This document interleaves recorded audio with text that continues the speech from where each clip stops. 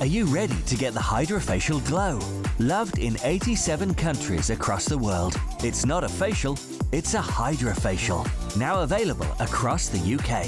Visit hydrofacial.co.uk to find your nearest location. Put some makeup on, I blow dried my hair, and I rang her back. And she said, that's the person you need to look in the mirror. Look in the mirror, that's the person you need to sound like.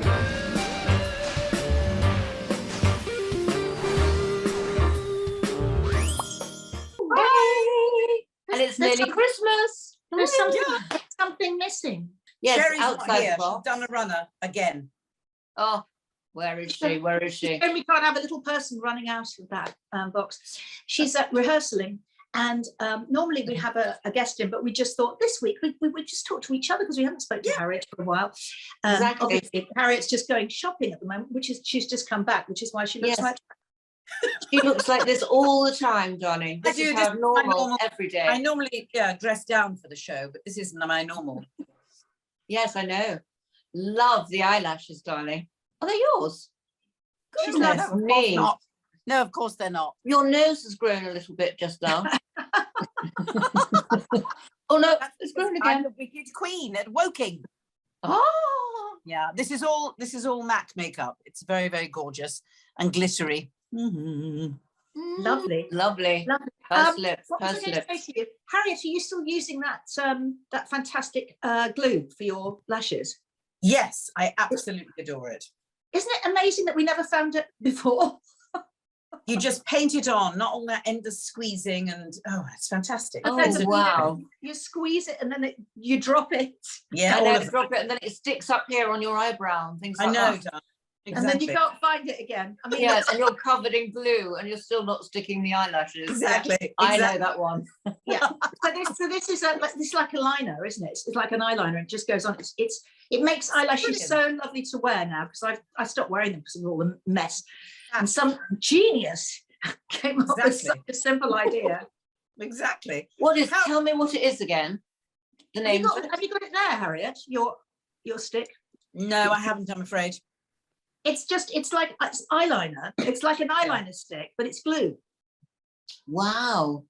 I'd forgotten that. I remember you saying it's like painting on an eyeliner, but you paint it on your lash or you paint it on your eye and done. Either way. Better idea. Yeah, much easier. I think you're in competition with me, Dee. Yeah. Oh, I am, darling, all the time. Who wins? Whereas Debbie the jury is out. Glamorous. Yes, I'm half with my bra showing, of course. No change there. Yes, no change. You're definitely winning at the moment, darling. Well, thank you, dear. Yes. So how is Glock? Is he okay? He is absolutely amazing. He's fantastic. The man in the mirror. I mean, I've got lots of glitter and jewels, but he just, floors me. He is way more bejeweled than I am. But it is wonderful fun. We're having almost full houses. People are so happy to be back together and having a laugh. It's just the best thing. And how difficult is it backstage at the moment? I mean, we're all bubbled. We test every day. We wear masks till we get on the stage. It's the way things have to be now. To protect everybody. Everyone's in their separate bubbly things, and it's great. And so far, touch wood, we're okay. Wonderful. It's weird because the whole thing about our business is it's very tactile. Yeah. And it must be very strange. So not to hug people and go, darling. I know. Hug. I know. Well, I do the darling bit, obviously. And then I will accept gifts instead of a hug, like, I don't know, Baileys. Diamonds. Oh, have you seen the chocolate Baileys, Harriet? Yes. Is it gorgeous? Yes. The chocolate orange one, they're all a sensation. I couldn't be happier. Yeah. Oh, so I bought a chocolate liqueur drink the other day for Christmas. Can't wait to open. Is that the one from Costco, Dee? It is. We were in Costco.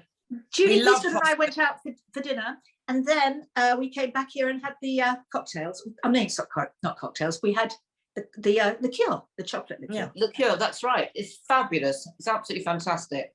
I love Costco so much. It's my favourite shop. It's me too. And their own brand stuff is a sensation. Yeah, it is. And they have the best Christmas presents in there as well. They do, and they're not even paying. We're just saying this. They're not even paying us. No, but we would like you to sponsor us, Costco, if you're watching this. Oh, yes. Hello, Costco. Hello, Costco. Come in, Who Costco. have we got on today, darlings? To fill our We gap. have got a wonderful, beautiful lady. She's a presenter, actress, and a novelist. And we all know her because she's a bit of a national treasure, really. It's the wonderful Anthea Turner. Hello. Hello there. How are you? I'm very well. Actually, last week I did all my running around last week, and this week I'm determined to enjoy Christmas week. So I pretended that Christmas was last weekend. Well Good. done. Yeah, Good Well girl. done, darling. but I had it all done. Excellent. Oh, you're all so organised anyway, darling. But I've got to say, I'm so excited about this book, How to Age Well, The Secrets, which you've obviously written since we last spoke to you. Yeah, well, of course, the last time we spoke, I think it was my 60th, wasn't it? Was it? I think it was.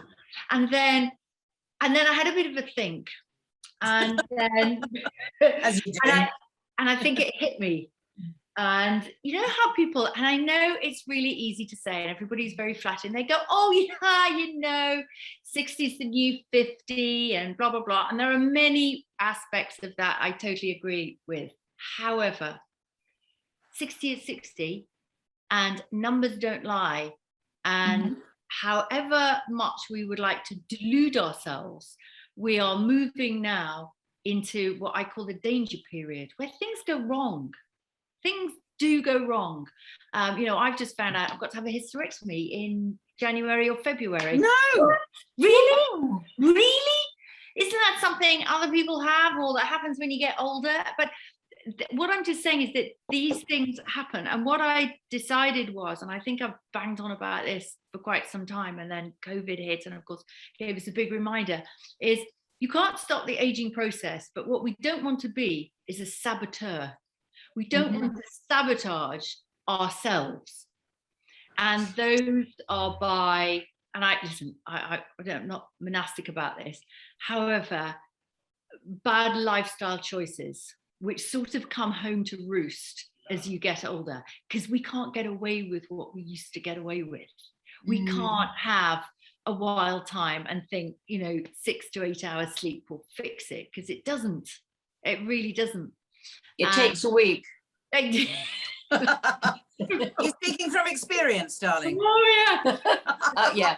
And it's just, these are just things that actually in this book, there's lots of things that we already know, and we just need reminding, because actually we're all bright, intelligent women, and we know the difference between a Mars bar and a banana. And we know that my deal is, if you make 80% good choices, you've got 20% to play around with. Good thinking. And what I loved about it, darling, is the fact that, a book about aging, but it's not just a book about aging, is it? Because you've put yourself into it and you've thrown yourself into the spotlight about, because when I first met you, Anthea, I thought, wow, the gorgeous Anthea Turner, I couldn't possibly, imagine anything sort of bad happening to you, or you always look so beautiful, and you still do. And everything seemed to be, rosy and wonderful. And of course, reading that book, I've realized that, it hasn't been so great for you sometimes. And you've been so honest and open, and that's what makes it very special.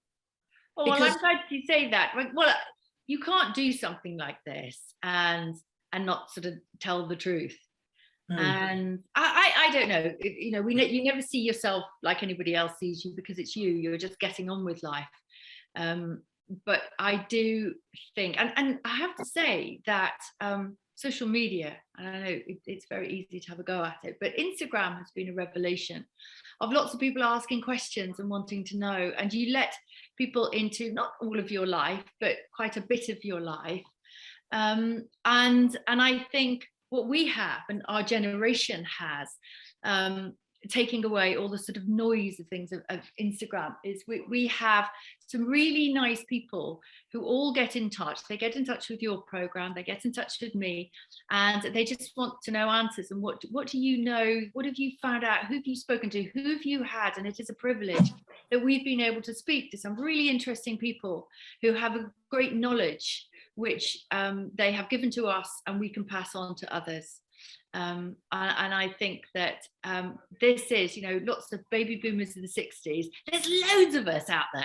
There's a massive mountain of us out there. And no, we don't want to grow old. We want to look after ourselves. And we want to, it's not about how many years you live for, it's the life in those years. And that's what's important. There's a huge amount at the moment, and probably because of COVID and everything, oh, you know, how long people live for. But I think what we want to do to the best of our ability, and we can't legislate for everything in our life because, you know, we all get curveballs, but you just want to do your best. You know, you've done your best. That's all. Absolutely. Absolutely. Yeah, I agree with you. I think, you know, I was very lucky because my mother was, if you like, a sort of a pioneer for her generation. A, because she worked. B, because she was Miss United Kingdom and she was a beauty queen. She was gorgeous, but she always looked after herself, always. Yeah. So she was a different sort of woman for her era. And you're the same. Both of, in fact, all of our mothers, Harriet's mother and Dee's mother, they were all sort of pioneers of. So therefore, we've had mothers that have really sort of guided us on the way, haven't we? And that's so right. You know, there's one little story I write about briefly in the book, and it's about my mum, who to this day, she's 90, I've never seen her without her makeup on. And I was in a blubbing state. It was the worst stage of my divorce and separation from my ex-husband. And I remember she rang, it was about 2 o'clock in the afternoon, and she rang me up, and I was and on the floor she said, so where I said, I'm in the bedroom, still in my pajamas. And she said, well, it's 2 o'clock in the afternoon. She said, now, she said, look, get in the shower, blow dry your hair, put some makeup on, and then call me back. Good for her. That sounds like my mom. and I was at that stage. Whoever told me what to do, I was doing, because I don't think I could think for myself. So I did. I got in the shower. I put some makeup on. I blow dried my hair, and I rang her back. And she said, "That's the person you need to look in the mirror. Look in the mirror. That's the person you need to sound like. You know, be Anthea, come on." And it's not, oh, pull yourself together, because I know those are terrible words to say to somebody who's on the floor. But it was probably her way of saying, right, come on, you've got this. But nobody, you know, nobody fought the war in their pajamas, did they? With no makeup on. So, and no, it's all about what looks good. You see, the thing is that's the whole thing about looking good and feeling good. Well, people say, oh, you know, you're so vain, you know, you wear makeup. My mother used to say, I think women who don't wear makeup are very vain. And I'd say, why is that? She said, because they think they look good enough without it. I love her. Yeah, we all look a little bit better with our being fun. But you know, if you look, ancient civilizations cared about what they looked like. You go back into history. You could go to tribes in Africa or the Amazon, and they are dressed in a certain way, and they are. Which I think Harriet is today. Actually, she looks like she could come from a. But no, Harriet looks like this all the time to me. It's normal everyday wear to me. Yeah. But as actresses, you know the difference between working on a script in a rehearsal studio, and as soon as you get the makeup and the costume on, and I've not done what you've done, but I've done panto and things, and thought, oh, I can't do this, I'm really terrible. Then I've got the outfit on, and I've got the makeup on, and then you're free. You're free.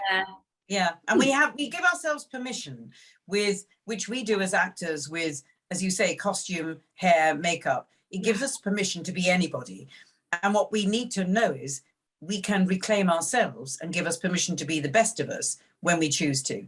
Yeah. And that's kind of what you're saying. And a lot of people don't know they have that choice. And your mother did. And we do.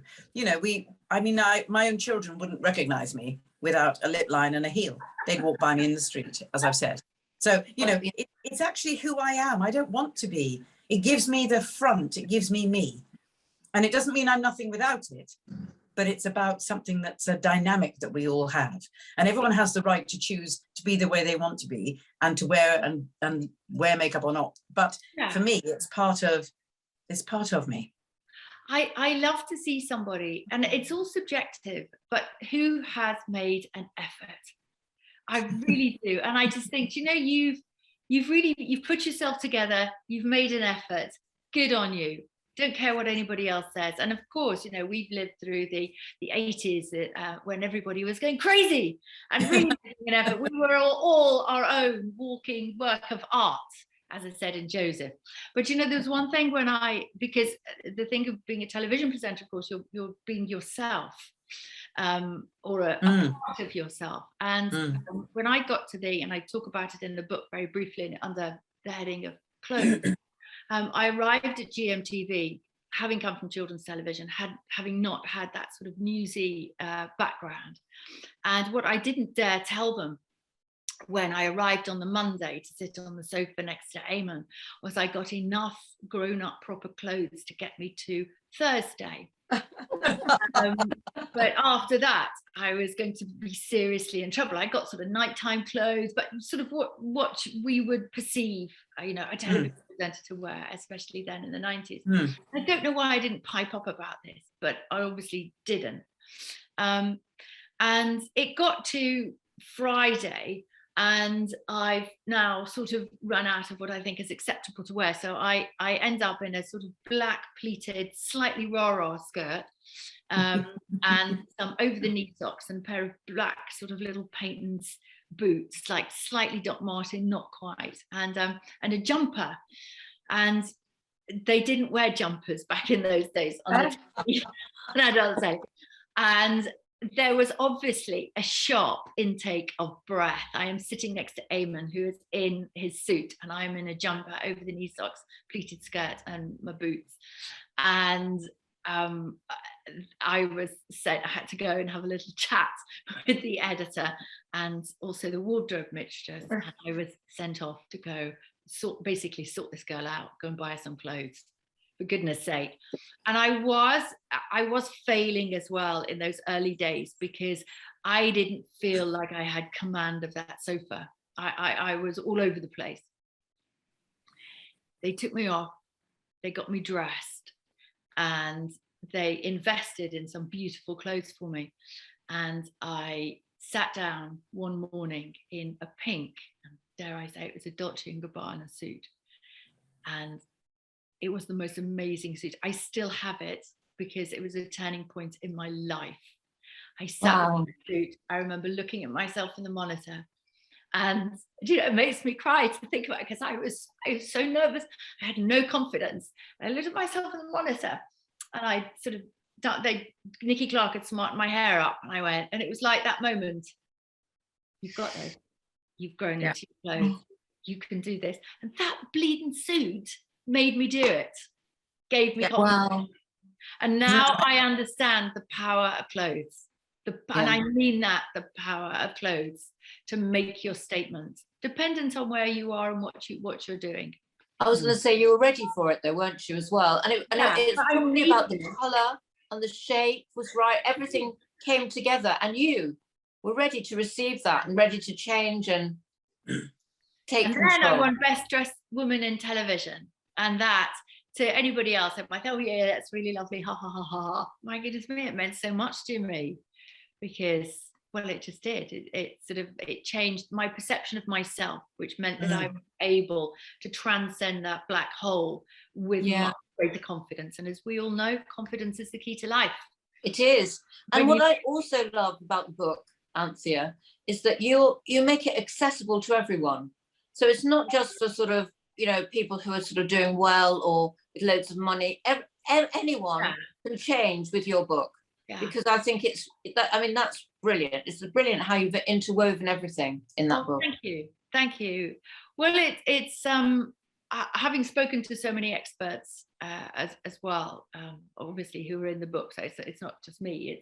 I've spoken to lots of people who have proffered their knowledge that I am lucky enough to know. But an awful amount is, unfortunately, goes in here. As they say in Stoke-on-Trent, where I come from, what goes in your cake hole. Yeah. And so much of our skin, our hair, apart from HRT, of course, is to do with what we eat. You know, you cannot run a Ferrari on what you put into your Flymo. So it is important. Well, it's here and here, isn't it, as well? Yeah. As you say, you know. But we're all interconnected. And I talk about something which I know as actresses you will have studied, which is Alexander technique. Yeah. Which is good old-fashioned deportment. Lots of people will say, oh, what's your best beauty tip? And I always go, stand up straight, put your shoulders back and smile. Because everybody looks so much better when they do that. And I know that, he's living on a main road and noise getting past. And I know that as well, we talk about, Joe, you know, I haven't got time to go to the gym. And no, actually, life is too busy. I'm not a big gym bunny. I try and do my best. However, if you can do everyday movement correctly, you don't really have to enter the doors of the gym that much. You do, of course, and it's all very nice, but walking properly, putting your shoulders back, which engages your stomach, which makes you stand up straight when you wear a headdress like the one that you've got on, Harriet. You can't be like that. So as soon as you stand up straight, you're like Iron Man, you go all the way down. You have to, you toning as you walk, as you move, as you do anything. I studied ballet, but I came later to Alexander technique, which I talk about in the book. Yeah. Please just go and do a little course. It won't take you very long because you'll get it really quickly, and then you'll start moving in a different way. Yeah, yes. It does. Yeah, honestly, Anthea, you always look gorgeous. And sadly, we're running out of time. Can you actually believe that? No. Can I say that that? We're going to put it on the blurb of the show anyway. So, and also, it sounds like it would be a perfect Christmas present for anyone, and there's still time.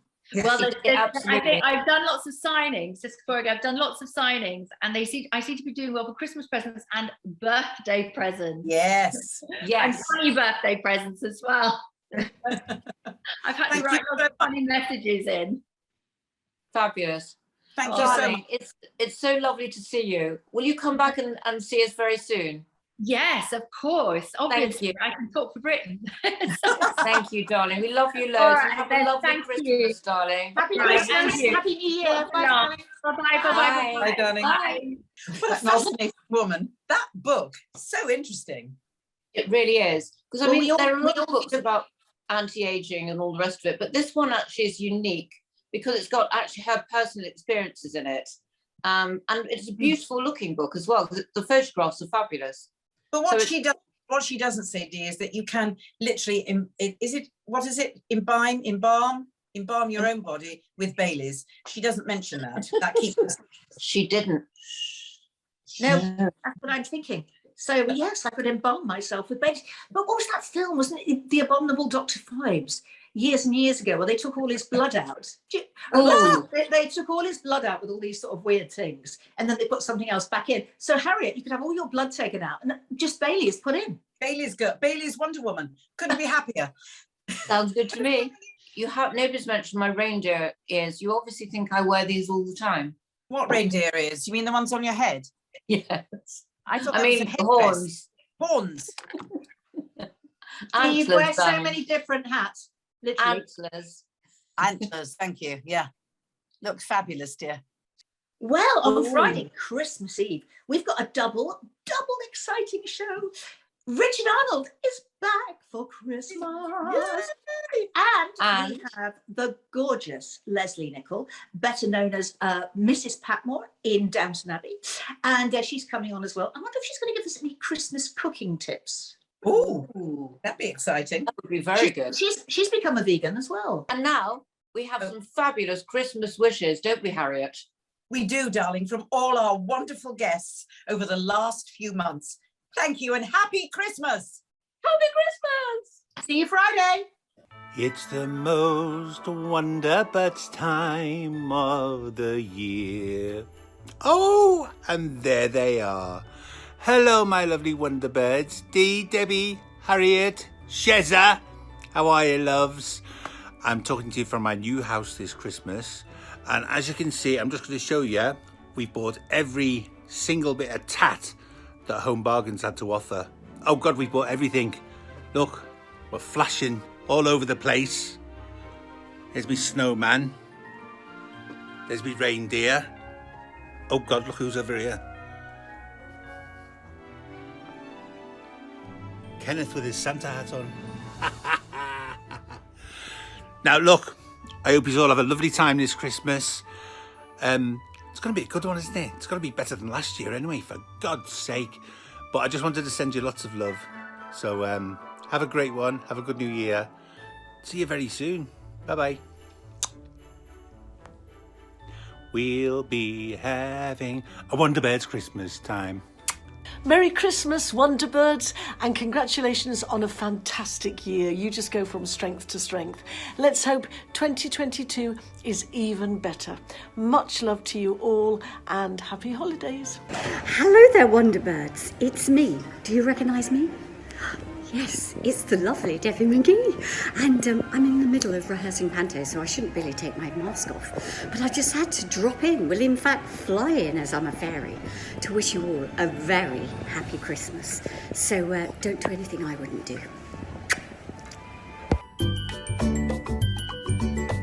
Hi WonderBirds, it's me, Auntie Jock. How are you? I'm just getting my makeup on for Panto. I'm in Snow White and the Seven Dwarfs with one of your very own birds, Harriet Thorpe. I just want to say a very, very Merry Christmas to all the birds, all the WonderBirds, all the big birds, small birds, whatever birds, fluffy birds, no fur birds. Fur? Since when did I have fur? Anyway, it doesn't matter. Love you all. Merry Christmas. Bye!